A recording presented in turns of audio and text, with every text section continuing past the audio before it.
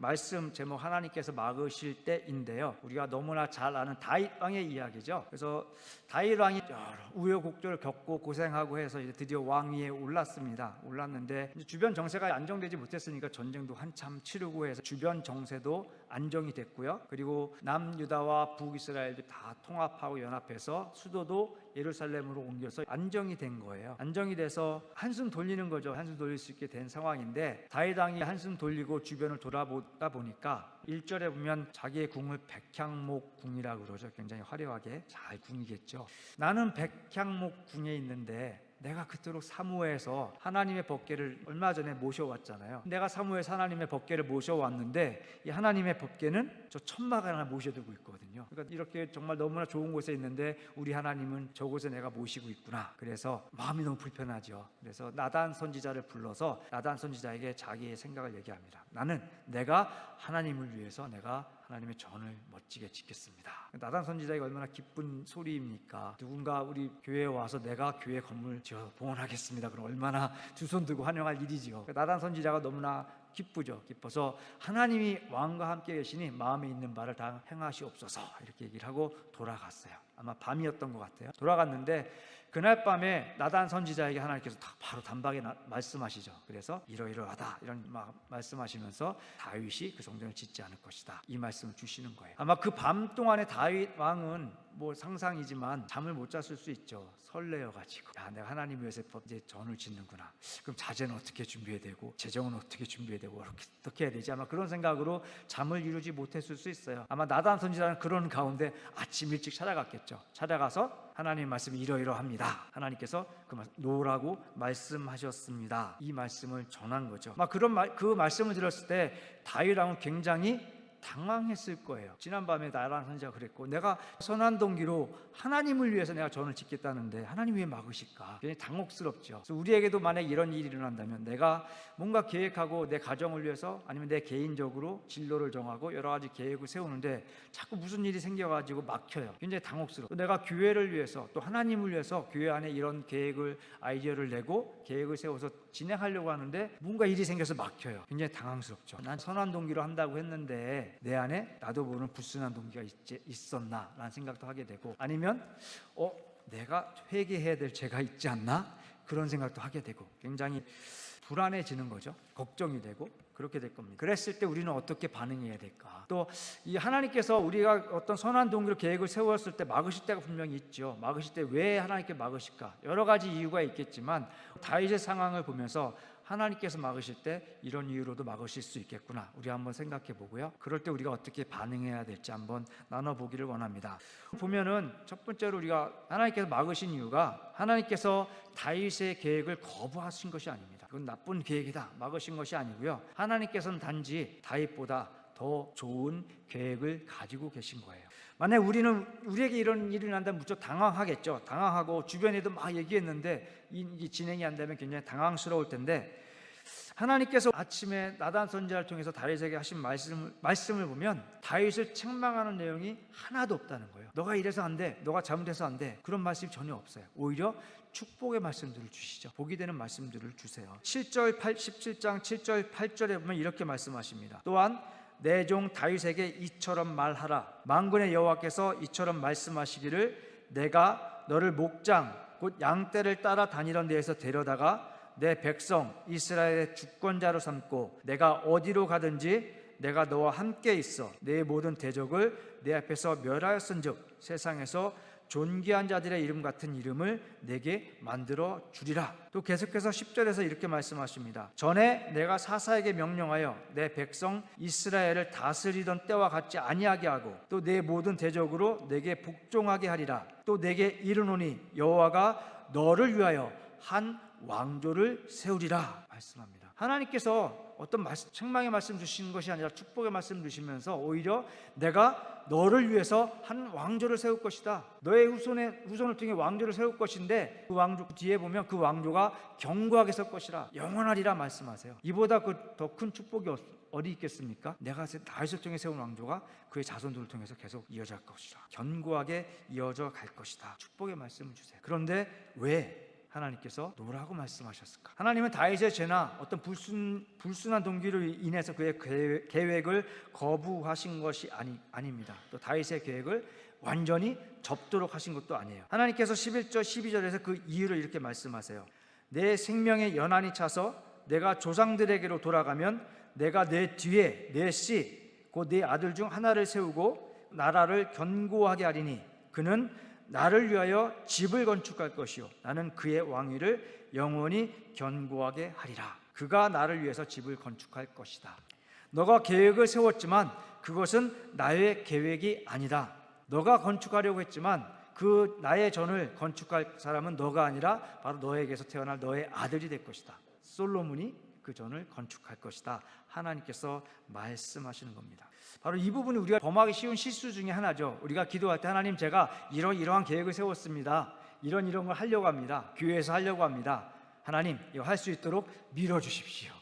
재정도 채워주시고 사람도 보내주시고 필요한 거 채워주셔서 이거 할 수 있게 해주세요. 우리는 이렇게 기도하잖아요. 나는 내 안에 그런 마음이 들었을 때 우리는 하나님 그때 기도해야 될 때죠. 하나님 이것이 하나님의 뜻인지 제가 알기 원합니다. 하나님 뜻을 분별하기 원합니다. 하나님 뜻 가운데 순종하기 원합니다. 이런 기도를 해야 되는 거죠.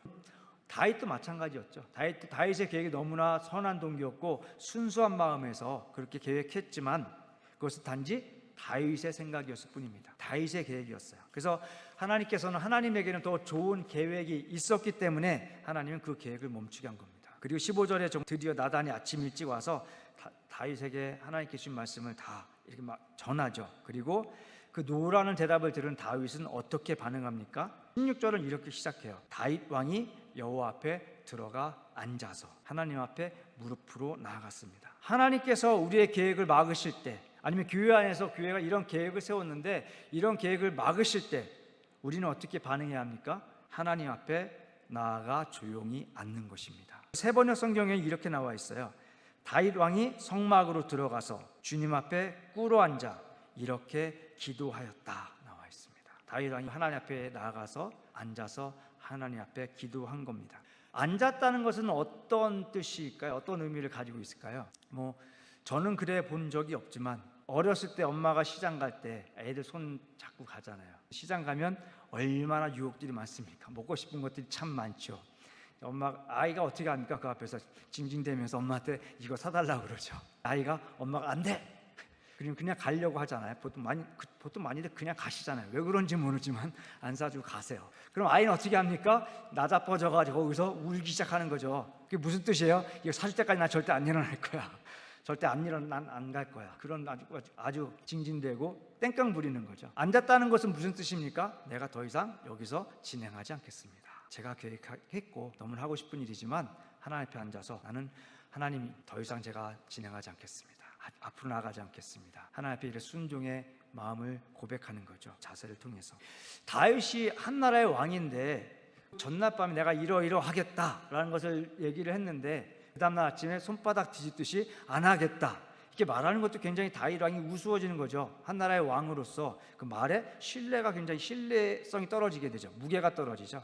이런 일이 한번 있고 나면 그 다음에 또 다윗 왕이 얘기했을 때 그 신하들 옆에 있는 장관들이 봤을 때 아마 굉장히 신뢰성이 떨어질 거예요. 무게감이 떨어질 겁니다. 그러나 다윗은 그런 거 신경 쓰지 않았어요. 신하들이 수군거리든 뭐라고 하든 백성들이 뭐라고 하든 신경 쓰지 않았습니다. 왜냐하면 이것을 막으신 분이 누구예요? 하나님이기 때문입니다. 하나님 막으셨기 때문에 주변에서 뭐라고 하든 안 하든 자기는 하나님 앞에 가서 앉은 것입니다. 그래서 우리의 선한 계획이 또 교회 안에서 있던 여러 선한 계획들이 막힐 때 우리가 가장 먼저 해야 될 일은 그 계획을 잠시 중단하고 하나님 앞에 나가서 앉는 것입니다. 왜냐하면 우리의 생각이 하나님의 생각과 다를 수 있기 때문입니다. 그런데도 불구하고 우리가 내 계획이 너무나 아까워서 이 계획이 너무나 아쉬워서 계속해서 밀고 나간다면 거기에는 더 이상 하나님이 계시지 않는 것이죠. 나의 열심만 남는 것입니다. 하나님이 목적이 아니에요. 그 계획이 하나님이 목적이 아니라 일 자체가 목적이 되는 것이죠. 우리 모세 이야기를 하나 하면 모세가 하나님의 계획에 의해서 왕궁에서 쫓겨나서 40년 동안 광야에 있다가 하나님의 부르심을 받았잖아요. 그래서 다시 애굽 돌아가서 이스라엘 백성들을 이끌고 하나님께 보여준 놀라운 기적들을 행하고서 홍해가 갈라지는 놀라운 기적까지 경험하면서 광야로 들어왔습니다. 하나님께서 약속하신 땅을 향해서 가는 거죠. 어리석은 백성들 데리고 40년 가까이 되는 시간을 광야에서 보내면서 하나님이 약속하신 약속의 땅만을 바라보면서 가는 거예요. 가는데 그 시간이 다 되고 모두 훈련이 끝나서 가나안 땅 앞에 다다랐죠. 요단강 앞에 다다랐을 때 하나님께서 뭐라고 말씀하셨습니까? 너는 안 돼 말씀하셨어요. 얼마나 실망이 됐겠습니까? 얼마나 사모했던 땅인데 하나님 제가 요단강만 건너게 해주세요. 요단강만 건너게 해주시면 그 땅 받고 거기서 저는 멈추겠습니다. 이렇게 기도할 수도 있었지만 모세는 하나님 말씀하셨을 때 그대로 순종했습니다. 받아들였어요. 거기서 멈췄습니다. 거기서 멈춘 모세에게 하나님께서 어떻게 하십니까? 그를 느보산을 이끌고 가시죠. 그래서 비스가산 꼭대기에 그를 이끌고 가셔서 약속의 땅을 바라보게 해주십니다. 여기가 내가 약속한 땅이다. 여기가 하나님의 나라가 세워질 그 땅이다 라고 보여주십니다. 그것을 바라볼 때 모세의 마음이 어떻겠습니까? 그 심정이 어떻겠어요? 굉장히 벅찬 감격, 이루 말할 수 없는 그런 감정이었을 것입니다. 우리가 하나님의 말씀, 하나님께서 막으실 때 거기서 멈춘다면 우리는 이런 생각과 계획을 가지고 있었지만 하나님께서 그 멈춘 자리에서 멈추고 기도하는 그 자리에서 우리에게 더 크고 놀라운 일들을 보게 하신 겁니다. 우리가 계획했던 것 그 이상, 우리가 기대했던 것 그 이상의 것을 하나님께서 우리에게 보여주시는 겁니다. 그것이 믿음으로 멈춘 자에게 주시는 하나님의 축복이 되는 것이죠.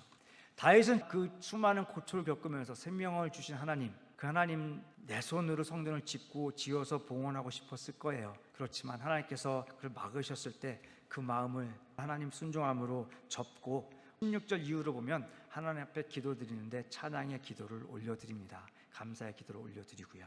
실제로 성전은 솔로몬이 지었죠. 다윗이 지은 것이 아니라. 우리 마태복음에 가면 예수님의 족보를 말할 때에 예수가 아브라함과 하나님 위에 성전을 지어 봉헌한 솔로몬의 후손이라고 얘기 안 하죠. 아브라함과 다윗의 자손으로 나옵니다. 다윗이 성전을 하나님 앞에 봉헌하지 못했지만 평생에 하나님 말씀을 따라 살았던, 또한 멈추라고 했을 때 멈추며 순종하면서 다윗이 예수의 족보 안에 들어가 있게 되는 복을 누리게 됩니다.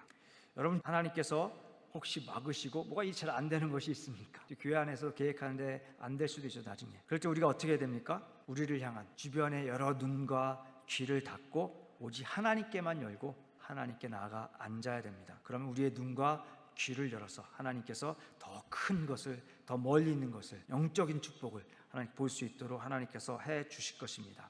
그러나요, 중요한 것은 이 멈춤은 믿음이 없이는 절대 안 됩니다. 앞으로 나아가는 것보다 멈추는 게 오히려 더 어려울 때가 참 많습니다. 운전하다 보면요, 그럴 때 참 많죠. 앞에 갑자기 뭔 일이 있어가 설려면 굉장히 짜증나고, 앞에 또 잘 가다가 오리가 걸어가기 시작하면 이거는 큰일 나는 날이죠. 멈추는 게 더 어렵거든요. 믿음이 없이 멈출 수가 없습니다. 내가 하나님을 신뢰하는 믿음, 나를 향한 하나님의 그 마음이 신실하신 하나님이라는 것, 그래서 믿음이 없으면 나를 향한 하나님의 마음이 항상 선하시다는 것, 나를 향한 계획, 하나님의 계획이, 인도하심이 항상 선하시다는 것, 그에 대한 믿음이 없으면 우리는 절대 멈출 수 없어요. 불안하거든요. 그래서 여러분, 멈춤은 믿음에서 나오는 것입니다. 그래서 여러분 계속 기도하실 때, 하나님, 제가 평소에 기도하실 때 이런 믿음을 구하십시오. 하나님, 하나님 말씀대로 순종해서 앞으로 나가는 믿음도 주셨는데 하나님 신뢰함으로 말씀하실 때 순종함으로 멈출 수 있는 믿음도 제게 허락하여 주시옵소서. 그래서 제 삶이 다윗처럼 하나님을 기쁘시게 하는 삶이 되게 하시고 순종의 삶을 통해서 하나님의 나라가, 하나님의 뜻이 저를 통해서 세워져 갈 수 있도록 도와주시옵소서. 기도하는 삶을 통해서, 여러분의 삶을 통해 모세가 보았고 다윗이 보았던 하나님의 나라를 여러분의 삶 가운데 경험하시는, 풍성하게 경험하시는 여러분 되시고 또 우리 장로교회 되시기를 간절히 바라겠습니다.